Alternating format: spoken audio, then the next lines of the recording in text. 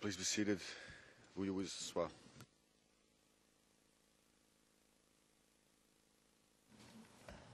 Vous pouvez recommencer. Merci Madame le Président. Jennifer Naouri va poursuivre sa présentation.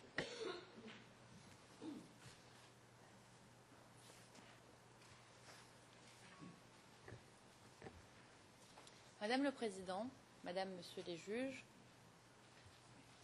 se reposer sur des rapports des grandes organisations de défense des droits de l'homme n'est pas suffisant pour retenir des faits, quels qu'ils soient. Or, lors de l'audience du 21 février, le procureur va encore plus loin dans sa démarche, se reposant sur une enquête effectuée par Human Rights Watch. En effet, le procureur soulève le fait que Human Rights Watch se serait, et je cite, rendu sur le site de ce bombardement en juillet 2011. Ils ont relaté qu'il restait des centaines d'impacts, toujours visibles, dans un rayon de 20 mètres à partir de l'impact des obus. Fin de citation. Pourquoi le procureur ne s'est-il pas rendu lui-même sur place? Pourquoi le procureur s'est-il contenté de quelques indications parcellaires contenues dans des rapports d'ONG? Pourquoi n'a-t-il pas enquêté lui-même? Il lui appartenait, tout du moins, de vérifier les informations contenues dans les rapports d'ONG sur lesquels il se repose. Il aurait, par exemple, pu se rendre sur place, accompagné de différents experts, militaires ou des experts en analyse balistique, des experts neutres, pas des témoins.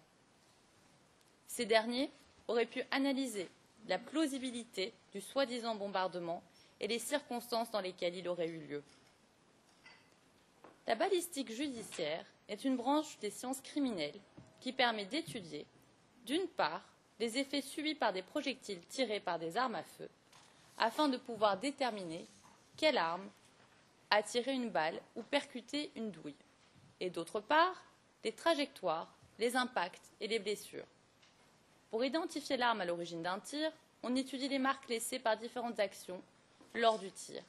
Quant à l'étude des trajectoires et des impacts, elle se traduit par la mise en évidence des angles et des distances de tir. En ayant recours à un expert en balistique, le procureur aurait pu tenter de déterminer d'où le ou les tirs seraient partis, quelle aurait pu être la trajectoire des projectiles, si les projectiles avaient été déviés, ou encore où ils auraient atterri. Nous n'avons aucun élément qui nous montre un cratère, un trou, rien. Il aurait pu procéder aussi à des relevés d'impact, mais rien n'indique qu'il ait procédé à de telles démarches. De même, s'il avait demandé à un expert militaire, ce dernier aurait pu l'éclairer sur les protocoles qui sont d'usage quand on se sert de mortier. Par exemple, s'il existe des carnets de bord, des trajets des chars, de l'utilisation du matériel militaire, etc. Il ne semble pas qu'il ait procédé à une quelconque vérification des documents de marche des unités militaires ou du relevé de l'armement dont elles disposaient. Il est essentiel que le procureur ait recours à de tels experts.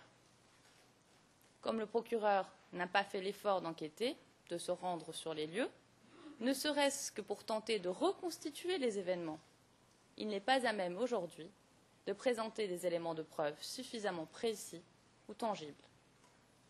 Sans enquête sérieuse, sur quoi le procureur se fonde-t-il quand il présente devant cette cour une capture d'image de Google Earth avec des flèches montrant, je cite, la direction des obus qui ont été tirés depuis le camp commando le 17 mars.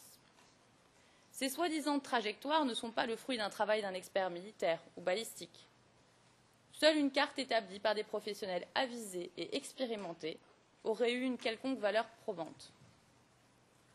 Il n'a pas non plus mené d'enquête sérieuse pour identifier qui auraient été les auteurs de ces soi-disant tirs. De l'aveu du procureur lui-même, le 21 février, et je cite, « Un grand nombre de victimes du bombardement n'ont pas pu déterminer d'où venaient les tirs. » Il affirme ensuite que, selon les rapports d'ONG, tout le monde savait que ce bombardement était le fait des forces pro-Gbagbo. Comment le savait-il? Il appartenait au procureur d'enquêter. Il se repose aussi en partie sur deux témoins, P164 et P239, pour tenter d'identifier les auteurs des tirs. Or, ces deux témoins ne se trouvaient pas au camp commando le 17 mars 2011. Par ailleurs, Concernant les prétendus auteurs de ces tirs, le procureur avait à sa disposition tous les éléments nécessaires pour vérifier les allégations des témoins P164 et P239. Mais il n'a rien fait. Afin de préciser ce point, pouvons-nous passer brièvement en huis clos partiel ?